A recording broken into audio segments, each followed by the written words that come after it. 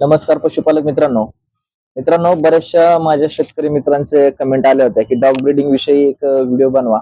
आता आपल्याला तर माहितीच आहे, आपला जे चॅनल आहे तो पशुपालकांच्या हिताचा चॅनल आहे. त्याच्यामध्ये आपण शेळी पालन असेल, गाय पालन असेल, कुक्कुटपालन असेल याविषयी व्हिडिओ बनवत असतो.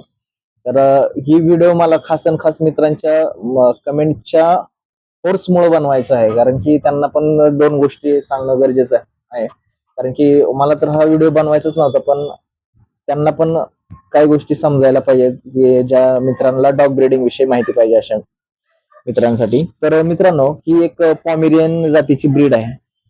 एक पॉमेरियनचं ब्रीड आहे आणि आता आपण या ब्रीडचं ब्रीडिंग केलेलं आहे. तर आपल्याकडे डॉबरमॅन, जर्मन शेपर्ड, रॉटव्हिलर, पॉमेरियन, पग, हस्की, ग्रेट डेन, त्याच्यानंतर राजापल्ले, मुधोळ हाऊंड, त्यानंतर म्हणजे बरेचशा ब्रीडची ब्रीडिंग होत असते. तर आता व्हिडिओ बनवायला फक्त आपल्याकडे आता घरी हा स्टॉक आहे. बाकीचे आपले पिल्लं जे आहेत ते बाहेर आहेत. तर ही जी ब्रीड आहे, तर ह्या ब्रीडची अशी खासियत आहे की ही मार्केटमध्ये मेल आणि फिमेल, नर आणि मादी. तर नर जर 4,000 रुपयाला जर असेल तर मादीची किंमत 3,000 असते, किंवा नर जर 5,000ला असेल तर मादीची किंमत 4,000 असते.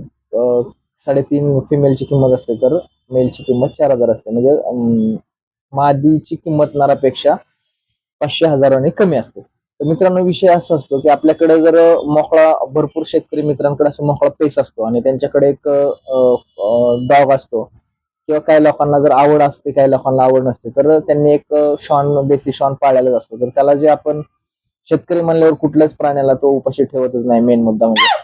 तर आपण जर असं एखाद्या ब्रीडवर जर काम केलं, तर ब्रीडचं जर एखादं जर पिल्लू किंवा एखादा जर कुत्रा आपण जर पाळलेला असला, तर त्याचा आपल्याला असा फायदा होतो की कुठल्या पण ब्रीडचं जर फिमेल घेतली, मादी जर असेल, तर ती कमीत कमी 5 ते 6 पिल्लं आरामात देते. आणि मार्केटमध्ये आता ही सगळ्यात कमी किमतीला जाणारी ब्रीड आहे, म्हणजे पॉमेरियन. तर याच्यापेक्षा जर रॉटव्हिलर, डॉबरमॅन, जर्मन शेपर्ड जर असेल, तर यांचे एक एक पिल्लू 6,000, 7,000, 8,000, 9,000, 10,000 या रेंजमध्ये मार्केटमध्ये ती पिल्लं जातात. तर एक मादी कमीत कमी आपल्याला 5 ते 6 पिल्लं देते. आणि 6 पिल्लांचं जर समजा, हेच पिल्लांचं जर 3-3 हजारांनी जरी मार्केट जरी भेटलं, तरी पण तुम्हाला पैसे भेटू शकतात. तर विषय असा असतो की आता तुम्ही म्हणता काहीतरीच, आता एवढं गाई गुरु आमच्याकडे आहेत आणि ही काहीतरीच नवीन आहे. पण ज्या पण पशुपालकांना हे साईड बिझनेस करायचा आहे त्यांच्यासाठी, कारण की बऱ्याचशा अशा मित्रांच्या कमेंट आल्या होत्या, तर त्यांच्यासाठी खास मी ही माहिती सांगतोय.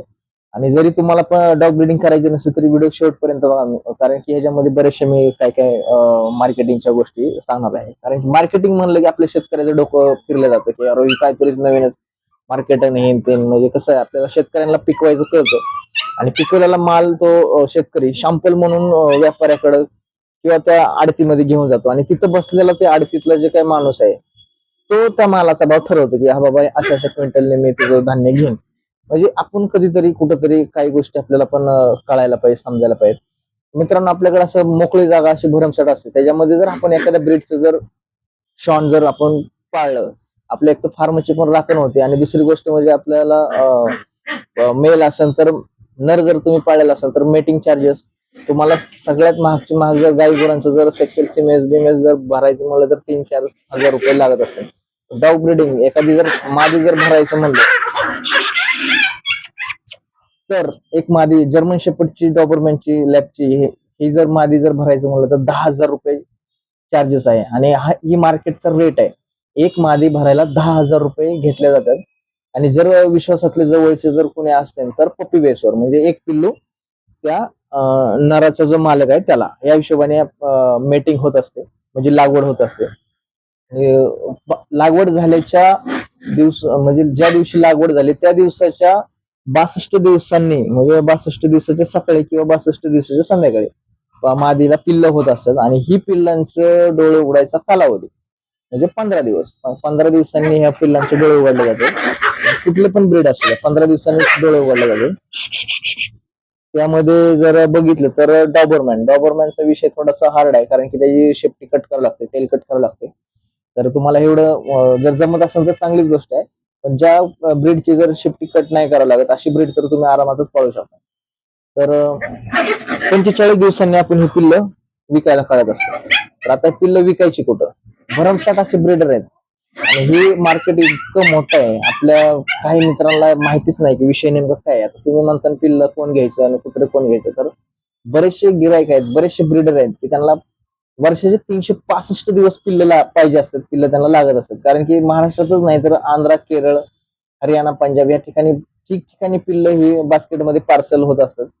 पिल्लं त्या ठिकाणी पेट अँब्युलन्स असते पिल्लं न्यायला आणायला. पिल्लांचं मार्केट खूपच असं मोठं आहे आणि ह्याला आपल्या वेगळ्या वेगळ्या भागानुसार वेगळ्या वेगळ्या किमती ठरल्या जातात. त्यामुळे तुम्हाला जर तुमच्या जर डोक्यात काहीतरी नवीन करायचं जर असेल, काहीतरी साईड बिझनेस करायचा असेल, तर तुम्ही ही करू शकता. आणि आपल्या गावरान कुत्र्यांसारखा ह्यांचा विषय नसतो की सिजनेबल पिल्लं देणं.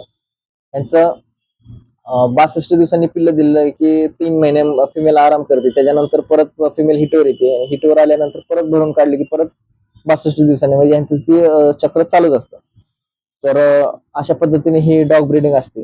मित्रांनो, तुम्हाला आणखीन कुठल्या ब्रीडिंग विषयी माहिती पाहिजे असेल तर ते मी स्टेप बाय स्टेपच व्हिडिओ बनवलेच आहे. डॉबरमॅनचे, पॉमेरियनचे, पगचे, हस्कीचे, सगळ्या सगळ्या ब्रीड विषयी. आणि ब्रीडिंग मध्ये जर काम करायचं म्हणलं तर ही माहिती याच्या पलीकडे अजून प्रॉपर अशी माहिती मला तर वाटतंय तुम्हाला फक्त हिंदी चॅनलवरच भेटेल.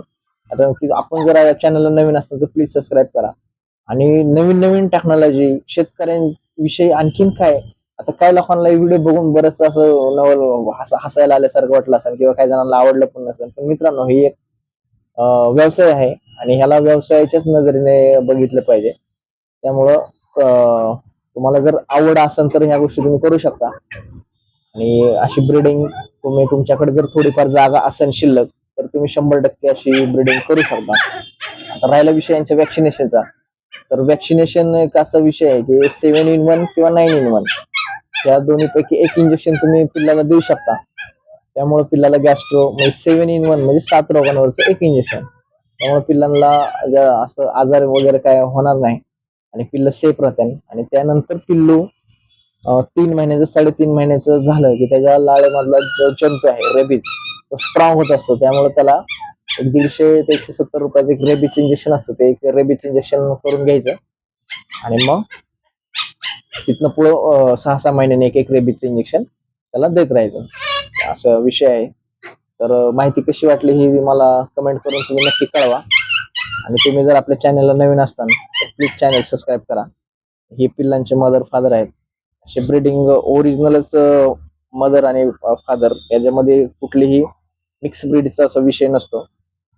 असं एक डॉग ब्रीडिंग विषयी थोडी एक माहिती कशी वाटली ती मला नक्की कळवा. धन्यवाद.